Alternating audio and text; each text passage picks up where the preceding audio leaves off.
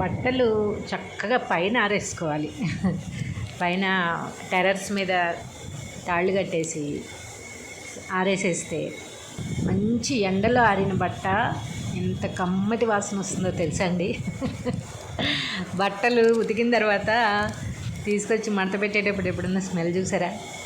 మంచి ఎండలో ఆరిన బట్ట ఎంత కమ్మటి వాసన వస్తుందో అనమాట.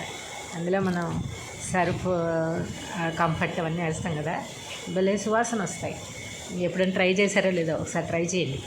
ఈ రోజుల్లో స్టాండ్లు వచ్చేసి ఆ స్టాండ్ మీద ఆరేసేస్తున్నాం, కింద పెట్టేసుకుని వాష్ ఏరియాలోని, లేకపోతే మనకి బాల్కనీస్లో ఇలా స్టాండ్ లాగా వచ్చేస్తున్నాయి కదా.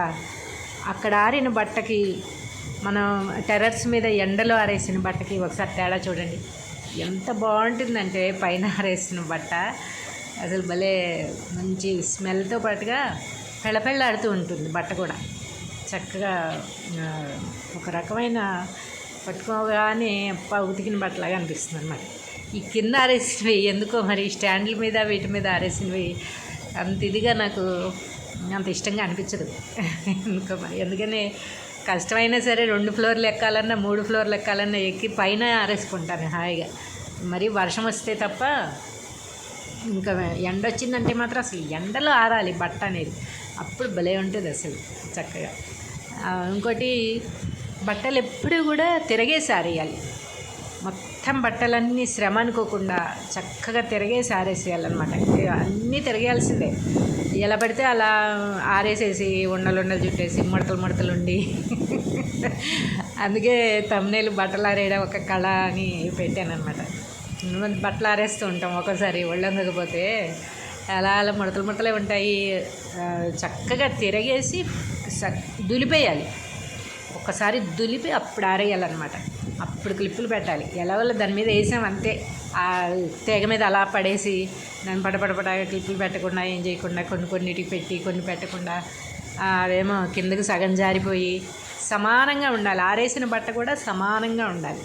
ఇంకోటి ఏమిటంటే, తిరగేసి ఆరేసిన బట్టకి తిరగేయకుండా ఆరేసిన బట్టకి ఇప్పుడు నేను తేడా చూపిస్తాను చూడండి. ఈ కలర్ అంతా ఎలా షేడ్ వచ్చేసిందో, ఎండలో వేయగానే మనకి బట్ట షేడ్ వస్తుంది. ఎలాంటి కలర్ అయినా సరే షేడ్ అంతా పోతుందన్నమాట. ఇది తిరగేసి అంటే ఎండలో ఉన్నదన్నమాట. ఇదంతా తిరగేసిందే, ఇదంతా ఎండలో ఉంది. ఇది లోపల వైపు ఉన్న కలర్ చూడండి, సేమే. ఆ బట్ట ఈ బట్ట ఒకటే కలరు, ఇది లోపల ఉన్నదన్నమాట. అంటే తిరగేసి ఆరేబట్టి అదంతా వైట్గా అయిపోయింది. ఇది లోపల ఉన్నది మాత్రం ఈ కలర్లో ఉంది, బ్లూ కలర్. ఇదిగో ఇలా స్టాండ్ల మీద ఆరేస్తే ఒకదానికొకటి దగ్గరగా ఉంటాయి కదా, అసలు గాలే ఆడదు. ఇంకా ఎండ ఎక్కడి నుంచి వస్తుంది? ఏదో వెళ్తుందని చెప్పి స్టాండ్ బయట పెట్టేసి స్టాండ్ మీద వేసేస్తాం. చక్కగా పైన టెర్రస్ మీద అలా పెద్ద తాళ్ళు కట్టి వేసుకుంటే విశాలంగా ఉంటాయి కనుక గాలి ఆడుతుంది. ఎండ లేకపోయినా కూడా ఒక్కొక్కసారి గాలికి కూడా చక్కగా ఆడతాయి అన్నమాట. ఇక్కడ గాలి దూరే ప్లేసే ఉండదు, స్పేషియస్గా ఉండదు అసలు. మొత్తం ఇరుకిరుగ్గా ఒకదాని దగ్గర వేస్తే ఆ తడి అలాగే ఉంటుంది. చెమ్మగా ఆరినా కూడా ఆ చెమ్మ అలాగే ఉండి స్మెల్ వస్తూ ఉంటాయి అన్నమాట, ఒక రకమైన స్మెల్. ఆ స్మెల్ వేరు, అది చక్కటి ఎండలో ఆరిన బట్టకి వచ్చే స్మెల్, దీనికి దగ్గరగా ఉండి ఆరిన దానికి వచ్చే స్మెల్ చాలా డిఫరెన్స్ ఉంటుందన్నమాట.